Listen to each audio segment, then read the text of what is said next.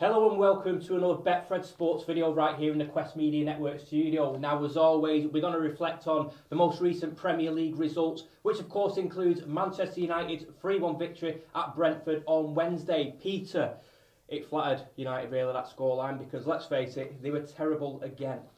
Yeah, well, they most certainly were. To use what would be quite a good expression today on the death of Meatloaf, because he came out in that second half like bats out of hell. There you go. Absolutely got stuck into Brentford. I couldn't believe that first half. Yeah. It was ridiculous. They were just so poor. Brentford were really at them, thirst for the ball, and missed lots of chances. And it hadn't been for De Gea, then they would have really been up against it in the second half. And the second half, all transformed. Yeah. So whatever Ragnick said to them at half time, I'll never know, but it really worked. You didn't make any changes at that point. And they played brilliantly well. Yeah. And easily won 3-0, could have been 6. You know what I loved about that though? When he pulled Ronaldo off, Ronaldo spat his dummy out, but it goes to show that despite how good Ronaldo is, arguably the best footballer in the world, he's still not scared to take him off. That's power, that's a man in charge. Yeah, well, it is a man in charge, but it also, I thought you were going to say that it proves how Ronaldo hasn't lost his appetite for the game. Yeah. He really wanted to play. And he could see then this is a chance to get a few more goals. Yeah. And he wanted to stay on the pitch. So I like that as well. Yeah. In fact, there's nothing wrong with chucking your dummy out when you get substituted. That shows you're a good footballer to me. To be fair, you'd rather have a player like that, hungry, still got the appetite to play, than someone who'll sulk and just want to come off anyway. Someone like Anthony Martial wouldn't care, would he? No, he wouldn't, because he'd still get the pay packet anyway, whereas Ronaldo wants to play and earn his big money. Yeah, absolutely. Well, as we discussed on Monday's Sports Talk, hot prospect Anthony Elanga, he scored at Brentford on Wednesday night. Like I keep saying, I think he's got a bright future. Yeah, well, he most certainly got a bright future. It's great that the manager is showing such faith in him. And also, that would have angered Ronaldo, that it wasn't him who was taken off, because he's such a young lad. Yeah. And everybody thought he would be taken off and save his legs, etc. But the fact is, he must be getting on for like 15 years younger than him. So it's right that Ronaldo was taken off and saved for so-called bigger games like West Ham. Yeah. Well, it was a massive 3 points for United, and they'll be hoping to build on that this weekend when they entertain West Ham United. Peter, West Ham United, great team this season, it has to be said, although looking at last weekend's result, they were beaten 3-2 by Leeds United. Came as a bit of a shock, really. Yeah, I think they have been a great team earlier on in the season, but I think it's been caught up a little bit on them now, and they're showing a degree of inconsistency.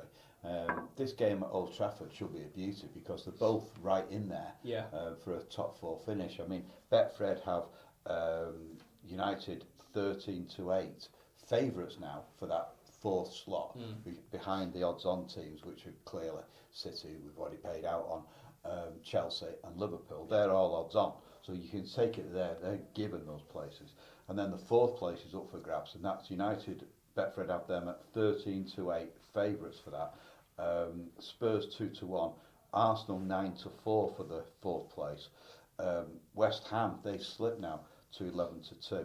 And watch out for Wolves, because I keep saying about Wolves, that defensive record is supreme. Not scoring so many, but defensively spot on.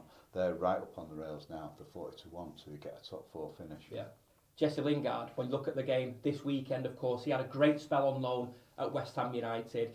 There are reports online that he might return to the London Stadium. Do you think it would be a good move for him? Because he seems to be out of favour at United and doesn't look like he's got a future there. It'd be a good move for him, but not for United, because if he helps West Ham snatch that 4th place, then it'll be bad business.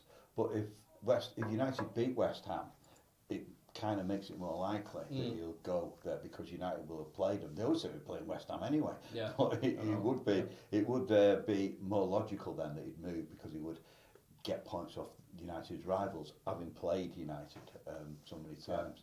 So I think it'd be good for him. Newcastle are really pushing for him to go there, but it seems to me that his advisors and him presumably are looking to see out the season and then make the choices then, because he won't want to go to Newcastle and then Newcastle get relegated. Yeah, I think he's been a little bit mistreated, to be honest, because a few years ago He was an absolute wonder kid, wasn't he? Well, he wasn't a kid. He's getting on a bit now, to be fair. I think that's part of the problem, though. United look at his age, don't they? I think you got a good point there. He is always seen as one of the young ones, but he's not anymore. No. He should be at the prime of his career.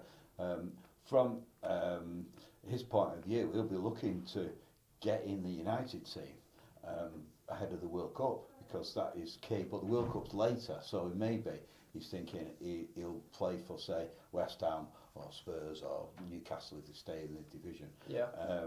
Ahead of that, and it'll be nice and fresh for the World Cup. United go into the West Ham game as favourites now, 10-11 with Betfred. West Ham 3-1. Draw is 11-4, and we've got Ronaldo 3-1 to score first. He is looking like he's going to score soon, and I thought he was unfortunate against Brentford. Fernandes, little inconsistent, but signs that he's getting back to his best. Good link-up play with Ronaldo, as you'd expect, being from the same country.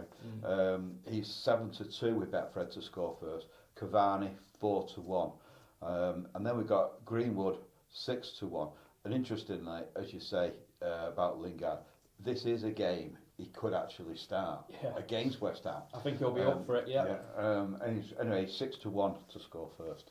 Well, if you do fancy David Moyes to come back and haunt his former employer, West Ham are priced at 3-1 to beat United. Well, in the late kick-off on Saturday at St Mary's Stadium, it's Southampton hosting Manchester City. As we keep saying on these Sports Talk videos, Betfred owner Fred Dunn has paid out on City to win the title this season. Peter, looking at the odds for this game, City are going to be clear favourites. Well, they are. Their odds on the 2-7 to pick up all 3 points. Southampton 10-1. Another inconsistent team, Southampton, and we have a draw at 5-1. Now, I think that Guardiola, looking at the table, will be thinking we can now start using the squad more, because the ideal scenario for him would be to win the Champions League as well as the Premier League, which is more or less in a bag now. So I think we might see an emergence of Cole Palmer, the guy from Wythenshawe, teenager. I think he might start getting a lot more starts now. We've got Betfred have him at 5-1 to score the first goal. Same odds as Jesus, who is the player who's most likely to give way if Palmer does start. And long term as well, it could be in mind for taking his place. Raheem Sterling, he's massively in form at the moment. He's 10-3 to score first. De Bruyne 7-2, another one who's getting back to his best. He's 7-2 with Betfred to score first, and Phil Foden 4-1 to score first. Jack Grealish has taken a bit of stick online. Bit underwhelming since he signed for £100 million over summer. Do you think he has been underwhelming, or is it just taking time to gel?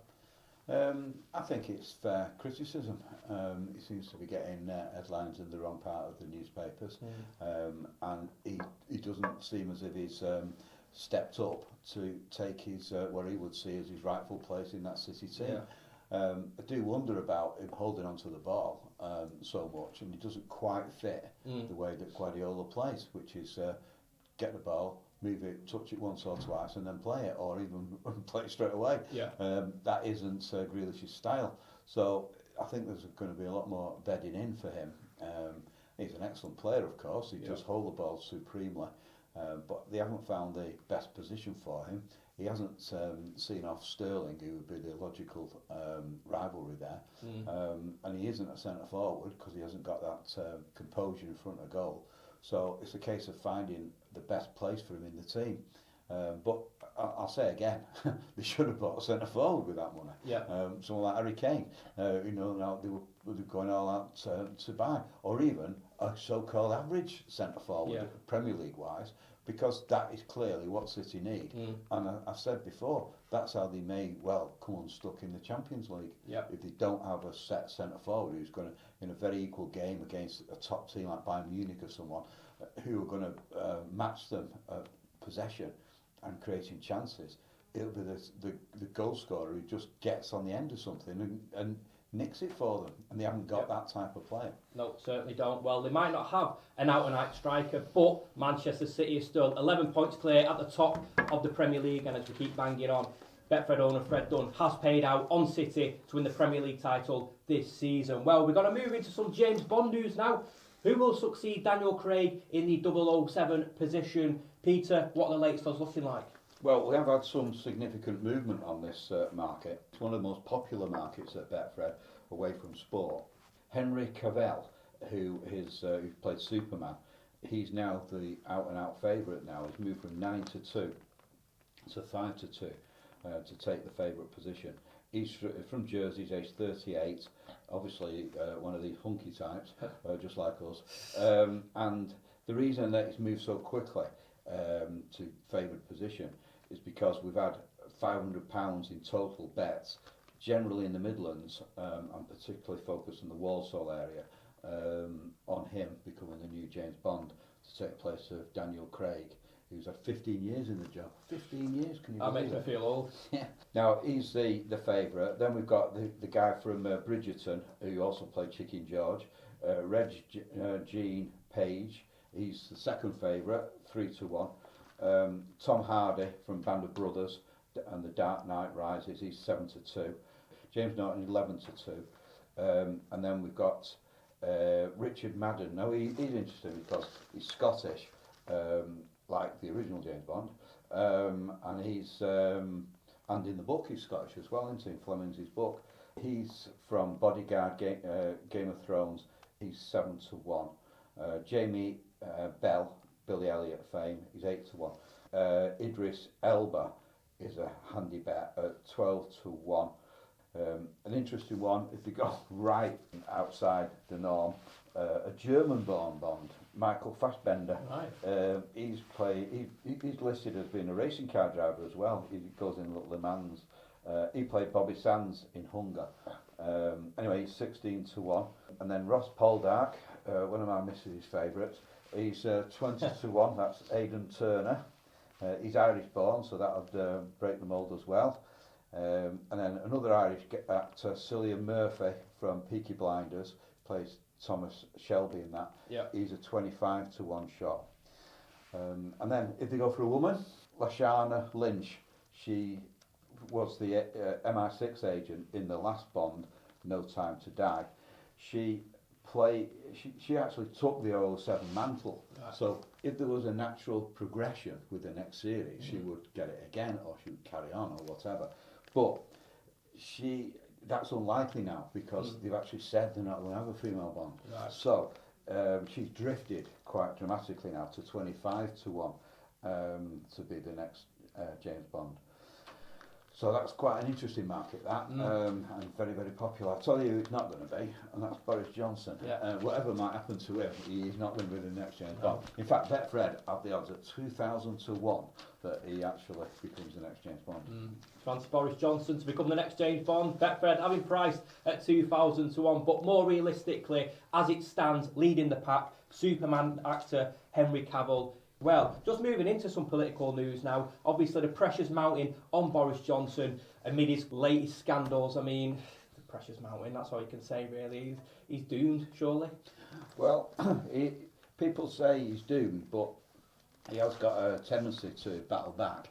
And the Conservative Party, you can fair to say, is in a degree of turmoil, wondering what to do. Tune, yeah.